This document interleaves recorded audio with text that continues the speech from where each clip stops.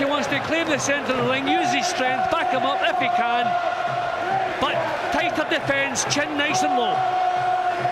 First bell, seconds away. Everybody ready? Kenny Bayless just wants a bit of water mopped up in the corner to stop the fighters slipping. Packed out MGM Grand. Here we go. Can Ricky Hatton do it? Can he become pound-for-pound champion for Britain? Can he get Pacquiao onto the back foot? How will he cope with the speed of this masterful little southpaw from the Philippines? Danger of cuts early as well. Orthodox against southpaw, with Hatton maybe charging in. Hatton just has to be careful. He's never been the most difficult fighter to catch. He's been caught a couple of times already with the southpaw lead of Pacquiao. He's prepared to commit himself, which is always a danger. But I don't see any other way Ricky can do it. Has to impose himself, has to set the pace. Good right hand there. Right hook from Pacquiao, whose coach, Freddie Roach, says that Hatton will be the victim of his own aggression. He'll walk onto too much. It's a good start from Hatton, though. Pumps home the body punches he needs. Gets Pacquiao on the back foot and the left hook as well. Not bad from Hatton early. What Ricky's doing is good, but his punches have been blocked and he's been clipped on the way, and he has to be very careful. But he's imposing himself, he's making Pacquiao work. And if this is going to be a long, drawn-out affair, that may pay dividends late. Who can establish the jab? The good thing for Hatton is he is getting in close into the pocket on Pacquiao's chest early. Caught a counter there in the way and has to hold on, Hatton. He's been caught every time he comes forward, Dean. That's no use. Then he's caught again. Ricky's the one who's clinching up close. Look, this is good stuff, but it's a little bit reckless. The southpaw lead, Ricky has not found an answer for it.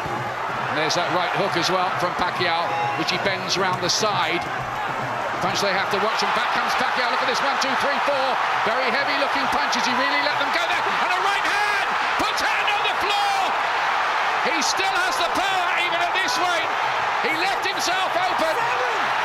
Ian, Ricky is using the same naive tactics he used against Mayweather. I don't believe this. He needs his chin down, his hands up, and he needs to think what he's doing here. He was bought a few extra seconds there as Bayless let him rub the gloves to clean them off. But there's another right hand. Hatton's in trouble. Badly floored. Another left hand. He can't get out of the way of these shots. They're too quick for him. Oh my goodness me, this looks so bad for Ricky Hatton now. And his legs look unsteady to me, Jim, as well. I can't believe he's brought in the same naive tactics. Ian, he's in serious trouble. He is in survival mode here. We're close to that. He's down again. He's being caught here by a Pacific typhoon. Last 5 seconds of the round. Hatton needs to get up. Will a minute be enough? It's the speed. It's the speed that's doing it, and it's killing Hatton at the moment in there. What a round for Pacquiao. 2 knockdowns in the round. He had 3 knockdowns in the round against Juan Manuel Marquez in the first and ended up only drawing the fight. But Hatton is in massive trouble. Ian, where is the new Ricky Hatton? The one who was going to use his boxing skills. We're going to see some head movement. We're going to see him boxing his way close. Every time he attacked Pacquiao in the opening round, he was caught with the southpaw leads. And he's in the 4th place. A massive round for Pacquiao. 10-7 round. Disaster for Ricky Hatton. And then there's, of course, Floyd Mayweather Sr. in the corner. The word is it's his last fight, but look at that right hook. Bang! Well, every time Ricky came forward, he was caught with a southpaw lead. It's as though they didn't know they were facing a southpaw, not in the slightest prepared for it. Heavy knockdowns and heavy punches when they get back up from the knockdowns. And as Freddie Roach said, Pacquiao used Ricky's own aggression to add to the power. And if the second round's like the first, it might be the last round for Hatton here. Can he somehow turn the tables back? But Hatton really left himself open. He does hold his gloves low and his head doesn't move, and when your head doesn't move against somebody as quick-fisted as Pacquiao, it does mean trouble. Right hand from Hatton. Good shot from Hatton. And that moved Pacquiao. What a dramatic fight. another right on the inside, though, from Pacquiao, and again, Hatton walked onto that. He's too open. Hatton is too open. Too easy. And I'm wondering, 33 times he's dragged out to 10 stone. Has he taken something out of his body? Is the punch resistance there the way it's been early in his career? But he's recovered well. Again, that's down to his fitness. He's in great shape, and he's thrown the effects of the first round. Looking good again. Was the minute long enough? Or is Pacquiao got more explosive power? This is a man who's put big names on the floor, albeit at lesser weights. Morales, Barrera, Marquez, they were all down against this explosive little man who's turned from whirlwind slugger to box fighter, cracking shots again with his left hand. The southpaw leads, another big whipping left hand, vicious punches, and Hatton's having to ship them all. That was their feet coming into contact because of the southpaw against the orthodox. That'll happen several times, probably. Ricky walking onto them again. He's having to dig deep here, Hatton, and he has dug deep. Watch the rabbit punching, says Kenny Bayliss. It's dramatic so far, this. Can it twist Hatton's way somehow? Well, Ricky has to come at himself to be effective. But Pacquiao is so quick, and he's improved so much over the last few years as a boxer. Got him with a right hand there, and a left hook just before that. And of course, he's naturally the heavier man, Hatton.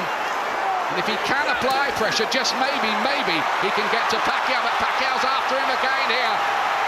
This is a man who will never say no if you want to tear up. Well, this is not the fight any of us expected. We thought we were going to see some cagey stuff. Two guys who have learned to box as their careers gone on. Well, what a battle this is. Well, Pacquiao, I think he's trying to send a message to Hatton that he's still a puncher and he's still strong at this weight, having been a 4-weight world champion all the way from flyweight through to lightweight. Oh, that might end it. Massive left hand. Lays Hatton out. Do they need a count here? I think this is the end of it. It is over. Ricky Hatton's dream has died. Manny Pacquiao has taken him out in 2 rounds. He is still the pound-for-pound king. And it's a nightmare experience in Las Vegas for poor Ricky Hatton. Let us hope he is okay, because that was a big knockdown. He looks in a very bad way there, Hatton. This is worrying. That was a very big punch, and it poleaxed him. See, I've always worried about Ricky with what he's taken out of his body throughout his career, in between fights and back to fitness again. I wonder if the core strength that used to be there is not quite there now. But having said that, the punch that finished the job there, you won't see better. But look at this. Just check this out. Oh, that is a shuddering punch, which, well, Hatton wouldn't have beaten a count of 2 minutes, and he's still down now. And I think really, never mind pound-for-pound titles and that kind of thing, the concern now has to be for Hatton's health, because he just walked into a whirlwind there. There was no sign of the technical changes at all, and he was just too open. No, he's too fast, and he was the puncher in the fight. Oh, Ricky's recovered his consciousness. That is wonderful to see. Wonderful to see. Thank goodness for that, Jim.